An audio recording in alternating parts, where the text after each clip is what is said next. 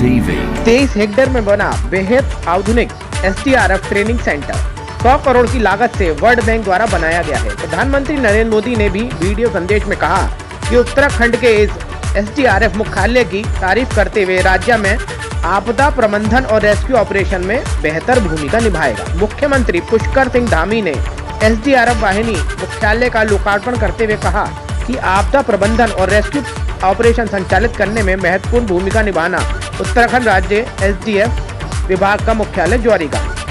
डोईवाला के जौली ग्रांड में SDRF वाहिनी का आज नए आधुनिक मुख्यालय की सौगात उत्तराखंड के मुख्यमंत्री पुष्कर सिंह धामी ने लोकार्पण कर दी, तो कहीं डोईवाला के माजरी में अग्निशमन केंद्र का भी लोकार्पण कर डोईवाला क्षेत्र को बड़ी सौगात दी है।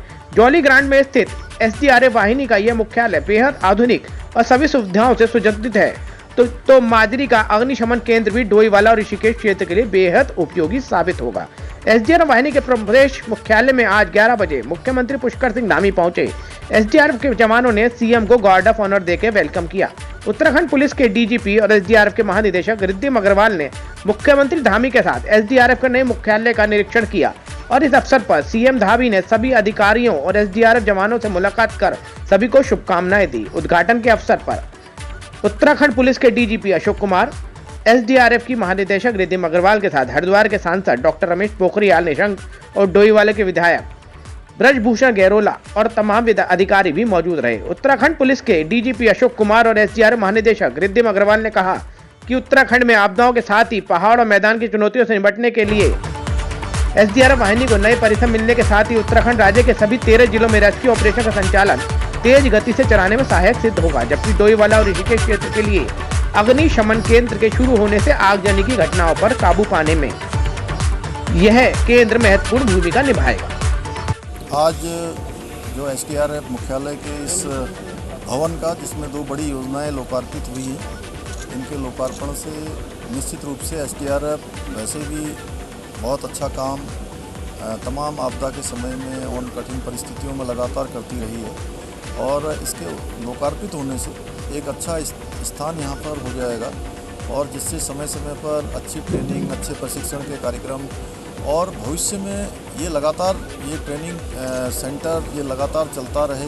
इन भवनों का जो लोकार्पण हुआ है, ये हमारे साथ साथ संपूर्ण भारतवर्ष के लिए भी आपदा के और अन्य जो हमारे जोखिम भरे समय होते हैं उनके एक संस्थान के रूप में काम करेगा। हम लोग इस दिशा में इस पर काम करेंगे।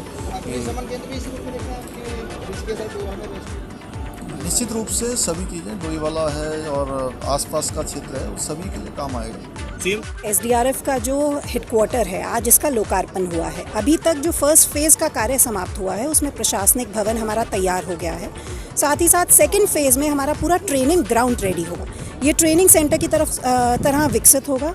ट्रेनिंग में हम लोग सिर्फ आपदा से संबंधित ट्रेनिंग, लेकिन SDRF के साथ साथ होमगार्ड्स, PRDs, हमारे पुलिस के, फायर के, साथ साथ पब्लिक के वॉलंटियर्स, NGOs, इन सबको ट्रेन करेंगे। और जैसे माननीय मुख्यमंत्री जी का विजन है, हम लोग उसी विजन के अनुसार इसको प्लान कर रहे हैं कि सिर्फ हमारे राज्य के लिए नहीं, अपितु पूरे नॉर्थ जोन के लिए रीजनल ट्रेनिंग सेंटर की तरह ये विकसित हो। स्टेट ऑफ द आर्ट यहाँ पर इक्विपमेंट्स होंगे। इसी प्रकार से इसकी प्लानिंग की गई है। हमने इसकी प्लानिंग स्टेज में सभी जो अकेडमीज़ अभी देश भर में हैं, जैसे चाहे वो नेशनल पुलिस अकेडमी हो, चाहे फायर की अकेडमीज़ हो, चाहे NDRF की अच्छी ट्रेनिंग अकेडमीज़ हो, उन सब के स्ट्रक्चर्स को स्टडी करके उन सब के फीचर्स को इसमें सम्मिलित करने का प्रयास किया गया है।